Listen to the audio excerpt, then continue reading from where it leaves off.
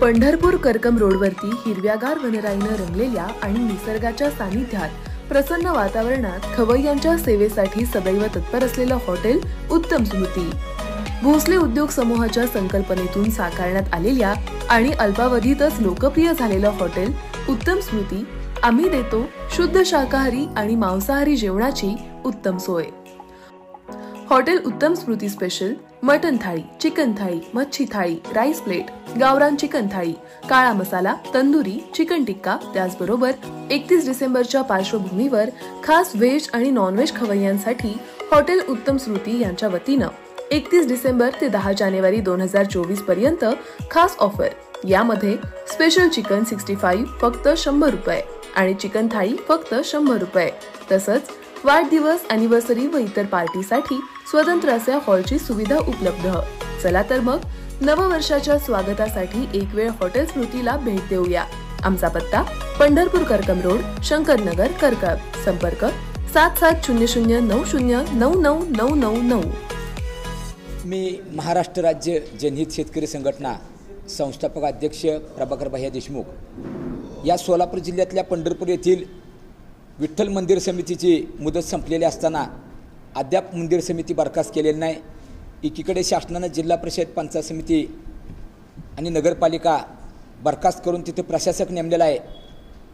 या बाबतीत दुःख वाटतंय, सरकारचं लक्ष नाही आणि त्याच विठ्ठल मंदिर समितीमध्ये नवीन समिती नियुक्त करताना जुने सदस्य त्यात घेता कामा नये, ही पण आमची मागणी आहे। आणि याच विठ्ठल मंदिरामध्ये गेल्या कित्येक वर्षापासून सोना असो, पैसा असो, कोट्यवधी रुपयाचा भ्रष्टाचार चालू आहे असं समजतंय।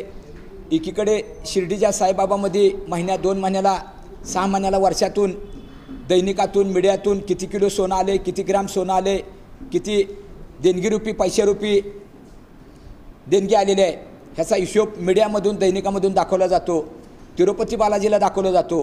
मग ह्या विठ्ठल मंदिरामध्येच हे मीडियाला, दैनिकातून प्रसिद्ध केलं का जात नाही, ह्याची पण चौकशी माननीय राज्याचे मुख्यमंत्री एकनाथ शिंदे आणि दोन्ही उपमुख्यमंत्री आणि जिल्ह्याचे पालकमंत्री चंद्रकांत दादा पाटील आणि सोलापूरचे कर्तव्यदक्ष जिल्हाधिकारी कुमार आशुराज साहेबांनी यांनी केली पाहिजे।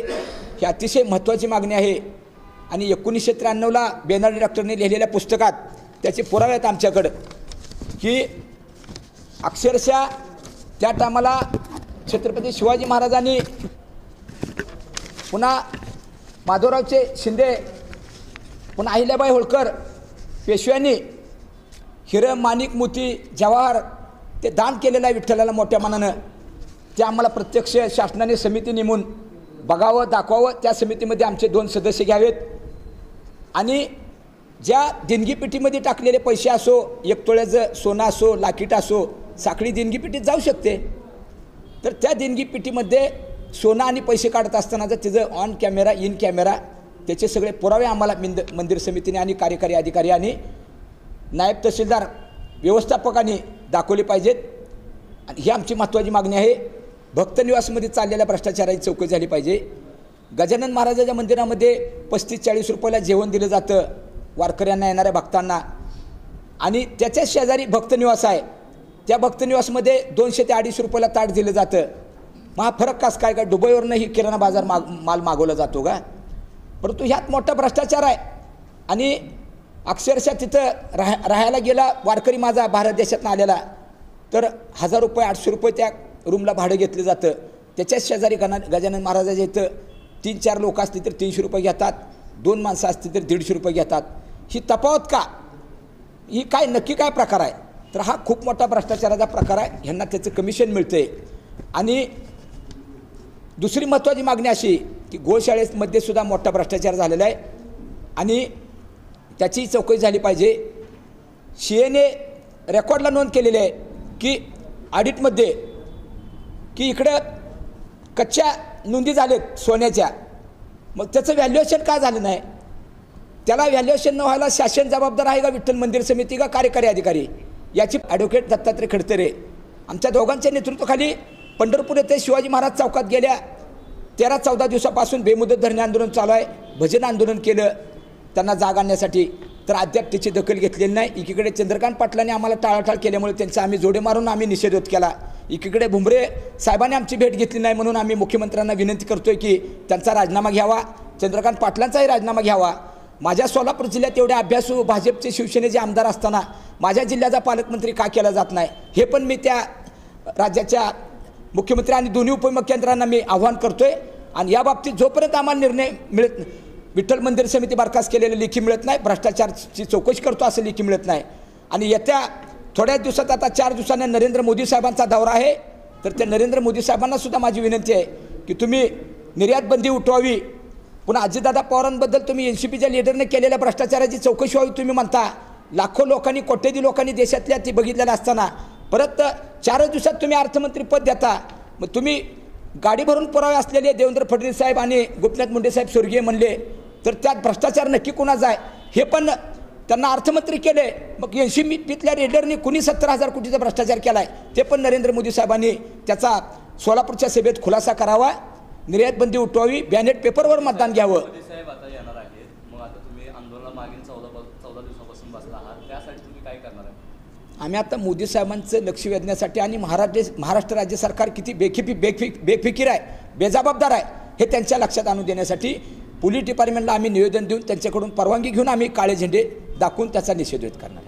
तुम्ही काळे झेंडे दाखवणार आहात मोदींचा.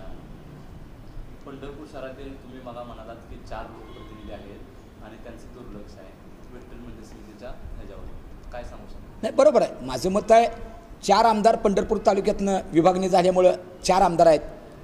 शिवसेनेचे सत्ताधारी पक्षाचे शाजीबापू आमदार आहेत, त्यांना पण फोनवरून बोललो आहे. मग त्यांना इथं यायला वेळ नाही आंदोलन ठिकाणी भेटायला, पण त्यांच्या त्यांनी मुख्यमंत्र्याला भेटून ते वस्तुस्थिती सांगून त्यांनीच मोठेपणा घ्यावा. परंतु त्यांना लोकप्रतिनिधी म्हणून घेण्याचा अधिकार नाही. त्यांच्या उजव्या डाव्या हात बगलबच्च्यांना मंदिर समितीत घ्या म्हणून ते शिफारस करतात. मग या मंदिर समितीत मुदत संपली, भ्रष्टाचार चालू आहे, याची चौकशी करायची नाही का? ह्याचा अर्थ आम्ही काय घेणार? म्हणजे आमदारांना ह्यात इंटरेस्ट नाही, म्हणजे तुमचा काय इंटरेस्ट आहे ह्यात? आमच्या आंदोलनावर लक्ष देत नाही. तुमचं तर करतोय पार पडा. ते वारकरी विठ्ठल भक्त तुमचे मतदार आहेत भविष्यातले. काळे झेंडे दाखवण्यासाठी परवानगी तुम्ही घेणार आहे म्हणतात. परवानगी जर नाही मिळाली तर नाही, काळे झेंडे आम्ही दाखवणारच. वेळ प्रसंगी गोळ्या झेलू आम्ही, परंतु काळे झेंडे ही लोकशाहीचा ताकद आहे.